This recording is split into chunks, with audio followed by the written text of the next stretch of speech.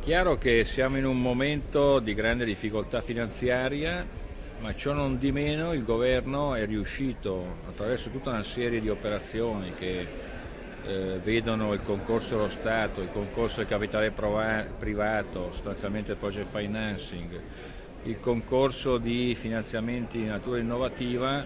Noi stiamo stanziando cifre vere, di soldi veri, che consentono di fare le opere che in passato non si sono mai viste. Io ricordo che se mettiamo assieme tutti gli interventi che stiamo facendo sul Veneto, tra il Mose, le ferrovie, le strade, le autostrade, siamo intorno ai 7 miliardi di euro tra ciò che è stato speso negli ultimi 2 anni e quello che verrà speso nei prossimi. Sostanzialmente l'alta velocità sta alla linea tradizionale come le autostrade stanno alle strade provinciali. Pensiamo cosa sarebbe l'Italia e il Veneto senza autostrade.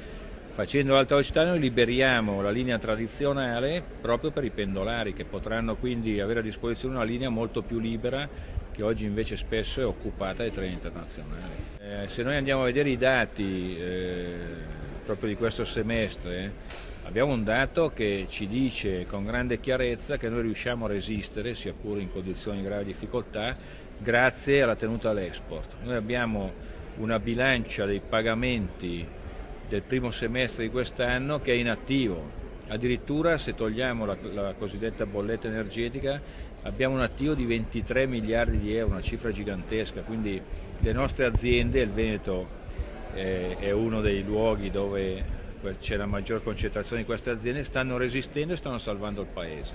Quindi noi dobbiamo dar modo a loro di poter esportare poi le loro merci.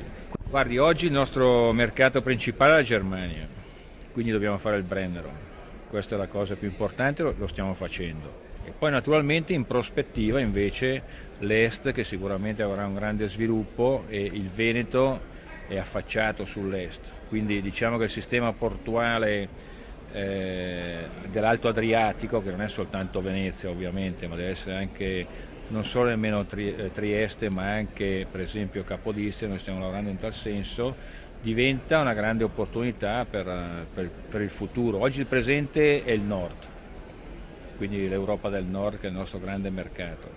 In futuro l'est.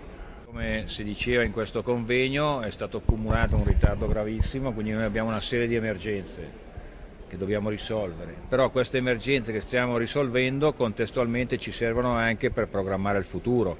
Io ricordo la grande inaugurazione di ieri, che è un altro pezzo di corridoio 1, poi c'è il Brennero che è già in parte finanziato e quindi ci consentirà di avere questa grandissima linea che va da Palermo fino ad Amburgo, praticamente Berlino-Amburgo, e quindi ci consentirà di portare le nostre merci al nord.